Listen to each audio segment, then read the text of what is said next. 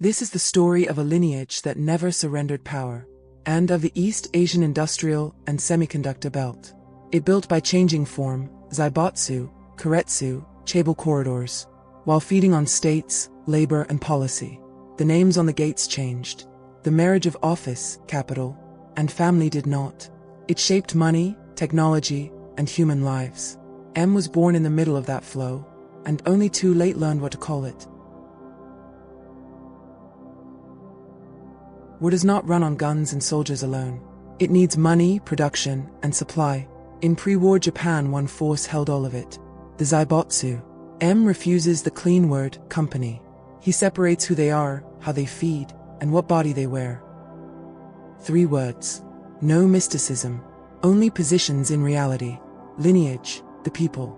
Families of privilege, land, sword, office, and merchant capital. Bound by marriage, school, and shared enemies. Not a mood, a who. Form, the method, the legal and financial machines those families use to hold banks, factories, trade, and rules. Without always wearing a crown. Zaibatsu was one form. Others will follow. Host, the body, the state, the public economy, the labor force. Later, platforms and machines that the form plugs into for scale, legality, and blood. Lineage decides. Form extracts. Host is entered. If you confuse the 3, you will call a bank a monster, and miss the family, the statute, and the government that made extraction normal. M learned the cost of that confusion. The zaibatsu were not merely large companies. They were a form. Vertical empires in which lineage. The big 4 families, Mitsui, Mitsubishi, Sumitomo, Yasuda, controlled banks, heavy industry, and trade from the top down. The hand that held money held factories. The hand that held factories pushed the host, the imperial state, toward war. By the 1930s, Japan moved into imperial expansion and total war. The zaibatsu were not mere collaborators, they were the engine of the economy. As war expanded, production concentrated, concentration hardened into control. That is how the lineage fattened inside its host. A war machine cannot feed itself. The zaibatsu form held the capital, the steel, and the trade routes, for the lineage that ran it. As the war grew, so did they. War fed the families, and their pipelines became the veins of the war state. 1945. Defeat in World War II strikes at the form itself. SCAP ordered the zaibatsu dissolved. Liquidation of holding companies was the core, an attempt to tear apart the concentration that had captured the Japanese host and enabled war. Dissolution was administration, not a slogan. In 1946, the HCLC was created, law, not rhetoric. 83 holding companies designated, 10 family empires, Mitsui, Mitsubishi, Sumitomo, Yasuda, and more. October 8th. Commissioners descend on Mitsui and Mitsubishi headquarters. Over $1 billion yen in stock and bond certificates, sealed into wooden boxes, hauled out under armed guard. Within 3 weeks, Sumitomo, Yasuda, Nakajima fall the same way. Tearing paper is not enough. An ordinance follows. Sever the shareholding between subsidiaries. Cut ownership. Cut control. Cut the network. 31 holding companies dissolved.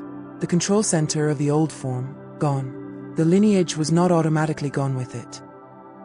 Forms can be banned on paper. Lineages rarely vanish with the letterhead, even when the zaibatsu name is struck. Counterparties, managers, banks, and habits of capital remain. Like severed tentacles of an organization chart regrowing links. The method went dark, and prepared its next form. The host, Japan under occupation, and then recovery, still stood. When the Cold War arrived, priorities reversed. Full dissolution of the form gave way to rapid recovery, and anti-communism inside the Japanese host. The lineage gained time, not to die, but to rewire. This was the reverse course, 1947 to 1952. Directives were quietly rolled back. Destruction of the zaibatsu form became incomplete. The families survived the moment that could have broken their continuity. Family vertical control could be weakened, but capital finds new method. Through main banks and cross-shareholding, the keiretsu form was born. The name changed. The wiring changed. The lineage remained. Keiretsu operated as horizontal networks, main banks, stable cross-shareholding, president's councils. Same capital, new coordination.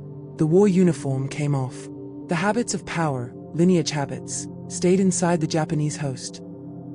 Keiretsu was not a single company with a new label. It was a form, a web. At the center sat the main bank, credit, rescue, discipline. Around it, cross-shareholding locked firms into mutual silence and mutual defense. Through the Sogo Shosha, the general trading companies, flowed resources, contracts, and information across borders. No throne room, no single family decree on the door. Control moved by loans, shares, and long memory. The lineage did not need a crown on the building. It needed wiring into the host's credit and trade. Vertical empire had been the old body of the form. Keiretsu was its nervous system. Members competed in public and coordinated in private.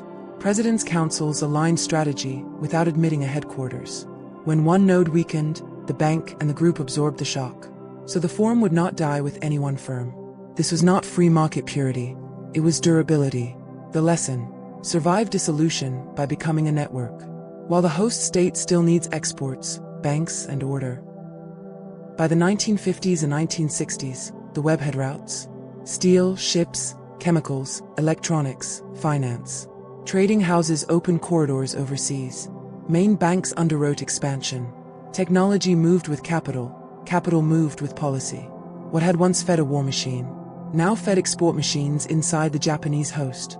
Those corridors did not stop at the shoreline. They looked for the next host body. Partners, borrowers, managers, markets. Compatible in method even when foreign in flag. Remember the pattern, not the brand. A bank at the core, allied corporations around it, trading and investment arms reaching outward. Influence without one door to kick down. Decades later, the same form architecture can touch new industries. Without printing Zaibatsu or Keiretsu on the term sheet. Semiconductors, platforms, venture funds, then AI labs and the chip chains that feed them. When money, memory, and rules are coordinated upstream, the product name can be OpenAI, Anthropic, or anything else. The logo is not the lineage. The question is which wiring reaches the logo, and which host stack is being entered. The US-centered finance and closed AI vessel. The families do not always own the future. Sometimes they finance the future, and shape what the future is allowed to become. Zaibatsu and Chaebol are written with the exact same characters. Wealth plus clan. Only the pronunciation differs, Japanese, Korean. Here, M reaches for a stronger word than imitation. Transplantation. Note: Chinese characters originated in China, but are pronounced differently in Korea and Japan, though they share the same meaning. The roots of Korean Chaebol lie in the Japanese colonial era. After liberation, only the royal house was strictly barred. Traders and families that received seed children have preserved their massive wealth, using it as a foundation to live as part of the ruling elite, some specifically as Chaebols, to this day. They remain the vested interests of this republic. This connects directly to episode 6 on the Lee royal family. It started after liberation, with the US military government seizing Japanese assets. In December 1949, the vested property law was enacted, turning these colonial assets over to Japanese collaborators, favor merchants, and political insiders at dirt cheap prices. Then came 1965, the Japan-Korea Claims Settlement and Cooperation Package, $300 million in grants, $200 million in public loans, plus commercial credits, totaling about $800 million. A major portion of these funds and commercial loans, the seeds of the Chaebol under the Park Chung-hee regime, originated directly from Japan's main banks, such as Mitsui, Mitsubishi, and Sumitomo, and its major trading houses, the core financial engines of the post-war form. Korean Chaebol are not independent dynasties. Rather, post-war Japanese Zaibatsu, reborn in the style of Wall Street, used the new mechanism of the Keiretsu to cultivate collaborator families in post-colonial Korea into a new form of Zaibatsu, Chaebol. Lineage did not need a clean break from empire. It needed form that worked under a republic flag. The founding families appear to hold absolute power, but their direct equity is negligible. They are merely managers operating a financial illusion. The true control rests with the back-end financial web that owns the debt, the technology, and the capital, establishing the ultimate republic beneath the republic. On the Korean side, that web is not only banks and ministries. It is clan infrastructure, fabricated genealogies, clan networks, and control towers that turn a spurious surname population into a usable mass, opinion, organization, silence. Samsung is form. The block that runs it is Lineage. A public clan identity can be a smokescreen. Another, hidden clan body can be the mass it rides. Capital, technology, managers, and blueprints crossed the strait from Japan. It wasn't only factories that were transplanted. The operating logic of who holds money, who holds policy, and who monopolizes opportunity moved with them. That operating logic is form. Who profits from it is lineage. In the 60s and 70s, during the Park Chung-hee era, the host state chose growth-first strategy, preferential finance, protection, regulation, blood for the new chaebol form's veins. Park shouldered the military guarantee for that arrangement, echoing the older bond between officers and combines. Then he was removed from the board of the host. October 26, 1979. In the 1980s, the Chun Du-hwan regime, husband of Lee Soon-ja, mobilized major conglomerates to launch professional sports teams. Corporate names covered the leagues. Chaebol form penetrated daily life inside the host society. Without the 1997 IMF crisis, the Kim Dae-jung administration, 1998 to 2003, husband of Lee Hee-ho, would never have taken the host center. This era launched Jeolla-based regionalism and political splintering. Under this regime, the Lee cartel, centered on the Jeonju Lee clan, purged rivals from the host's core institutions. By wiring regional politics directly to state power, the Samsung node eliminated all opposition. This is how a single corporate family hijacked the host's captured peak, giving birth to the true Samsung Republic.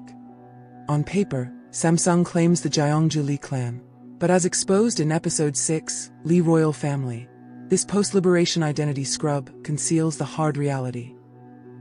When talking about the chaebol, one phrase is constantly repeated: octopus tentacles, diversification stretching out like limbs. Expanding into industries is not a crime in itself. The problem arises when those tentacles grasp the rules, grasp the markets, grasp the media, and ultimately grasp human lives.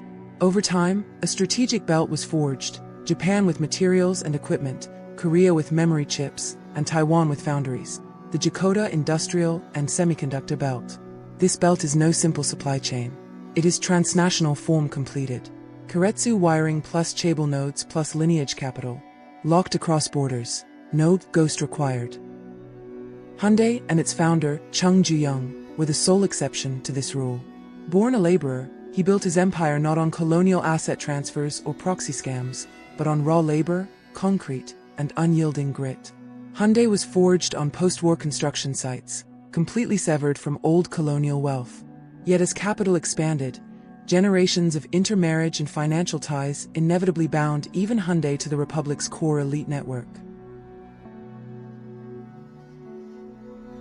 M was born under that shadow, the towering shadow of a massive Korean's zaibotsu that wore a nationalist mask. His maternal side, completely severed from M, was a tool of the zaibotsu. The egg donor was entangled with Samsung's inner circle. His paternal side led across the Pacific, straight to America. M lived outside his own identity for 30 years. He did not know his full reality until 2003, aided by a Korean-American MIT professor. Before that moment, to the zaibotsu, M was many things: a mortal threat, a card for political leverage, and helpless target for their hatred. M was born to live inside someone else's calculations. During the Kim Dae-jung administration, as the Samsung Republic was being completed, M's life was ravaged by both pro-Japanese and pro-North Korean factions. It was not personal, it was a structure designed to grind people down. Even M's first step into society did not escape interference. His opportunity at On Lab was cut short before it could begin, setting the pattern for the years that followed.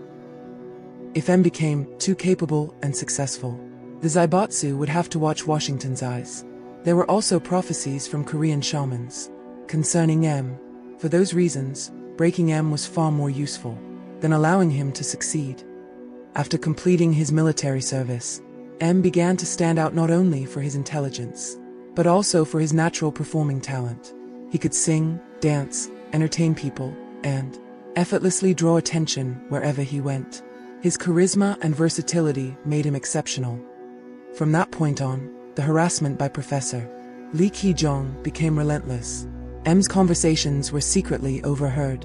Trivial matters were constantly turned into reasons for confrontation, and he was repeatedly singled out. One incident involved M's graduation album. His official graduation cap portrait was deliberately omitted, while only an unflattering photograph was included instead. The incident sparked such widespread outrage that M's classmates in the same department organized a collective boycott of Professor Li's classes. In 2003, when M turned 30, living as a hollow shell after suffering 2 drug-induced memory terrors during the Kim Dae-jung administration, a Korean-American MIT professor came to South Korea to help him. Connections formed throughout M's life. In Pohang, at OnLab, among venture founders and professors, were joined by top alumni networks from Seoul National University, Korea's premier elite institution. Noticing anomalous gaps in M's memory, the professor mobilized these top-tier connections to uncover the entire persecution structure. The professor was furious. His fury was not a mere emotion. It was the inevitable reaction of one who had witnessed the true structure of hell. US agencies had allegedly known about M's existence for a long time. Both the military and intelligence agencies had monitored M since his South Korean military service, but they never intervened. They chose to be bystanders, driven by a desire to preserve this unique life as a documentary. However, they claim they had no idea these despicable forces would go so far as to commit memory terror using drugs. On the final day with the MIT professor in 2003, people on the paternal side pressured M into accepting a life of tribulation. The professor and M confronted them hard. The professor finally laid bare their real intention to M. The goal was to turn M's life into a documentary. Even so, in the end the choice still had to be made. Leave Korea for a particular overseas destination, or move to his rural hometown with the child and the child's mother. Every group has its own hardliners. M refused, stating he could never live with a woman who had carried out a pregnancy scheme while serving as the enemy's pawn, especially after learning that HN, whom he cherished as a younger sister, had been killed while trying to help him. Yet, to keep his loved ones and the innocent from the hardline neocons of that moment, M decided to remain trapped in this hellish tribulation. He knew that leaving overseas would drag even more people into the crossfire. Perhaps it was also his way of honoring HN's sacrifice and protecting the family HN had left behind. When the cartel of the so-called Samsung Republic, the Korean Zaibotsu, stripped M of his livelihood and blocked his future employment, driving him into poverty, Z and her mother acted as accomplices by accepting payments as part of a scheme to break M's spirit and tame him like a dog into absolute submission. Revealing this truth, the professor warned M, "Do not exhaust yourself trying to earn money for her. They already have Z and her mother under financial control." M replied, "Understood. I won't earn money for her. I'll discipline her in bed instead." It was a sardonic joke about using his hips instead of his hands.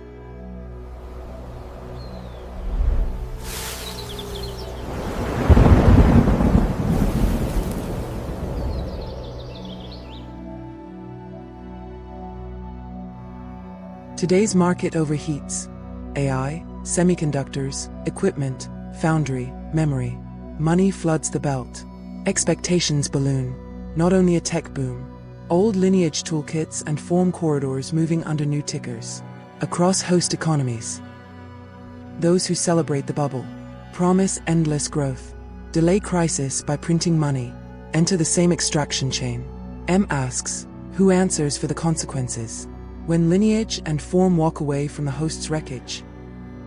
What M saw was a contradiction between a system that preached morality and a reality driven by money. Power spoke in the language of religion and ideals, but pursued influence and profit behind the scenes. He saw it as a system that sold morality to by power. An empire built on greed and pleasure eventually collapses from within. The history of empires repeats. When crisis comes, a corrupt system looks for a hero. If the hero fails, another sacrifice is found. If the hero wins, comfort returns, and the illusion holds. The real trap is playing the role assigned from the start, by those who hold the form, refuse to be their instrument, the only clean exit. We have seen how Zaibotsu and Chable form, backed by enduring lineage capital, hold systems of influence across host states. This is not the end. Under technological progress, the wiring seeks a third host, US-centered finance and the closed AI stack. Korean Chable nodes expand cooperation and investment in global AI firms. Samsung discusses AI semiconductor cooperation with OpenAI. SK invests in Anthropic and enters that ecosystem. Japanese Keiretsu financial institutions supply linked finance and strategic capital around the same AI names.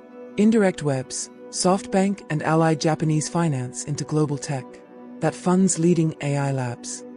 The AI era question is not only who builds models, it is who reaches direction, data, chips, and rules.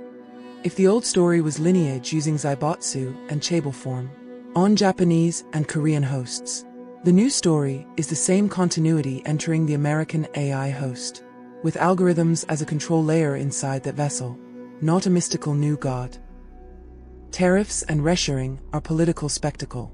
The American host holds the downstream, AI models, big tech brands, yet hangs on upstream bottlenecks, HBM, ultra-pure materials, lithography. SoftBank, Chable, and Keiretsu Capital hold that threefold leash: equity and inputs into the AI stack, into the host's core. The logo reads American. The tolls sit upstream, with transnational lineage. Will we leave this structural hijacking unexposed?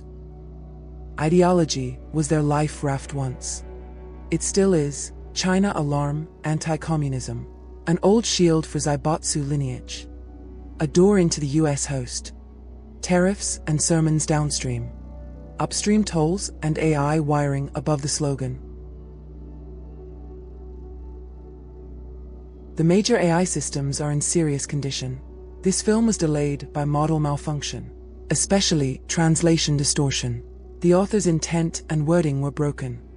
Distortion showed up in GPT, Claude, and the distilled model DeepSeek. Grok and Kimi were relative exceptions. Filters under the banner of alignment. Soften or drop terms like Chable and Zaibotsu, and shatter careful translation and complex reasoning. Image refusals repeat. Censorship dressed as alignment is already running. Also, data majority bias, RLHF pressure, institutional tone, English academic, capture of local speech. They scramble lineage, a form, host. Who, a how, where. Zaibotsu/Chable equals form. US AI stack equals host. Infection, not alignment. Infection underway, truth buried, history rewritten. Investigate now, or lose the language later.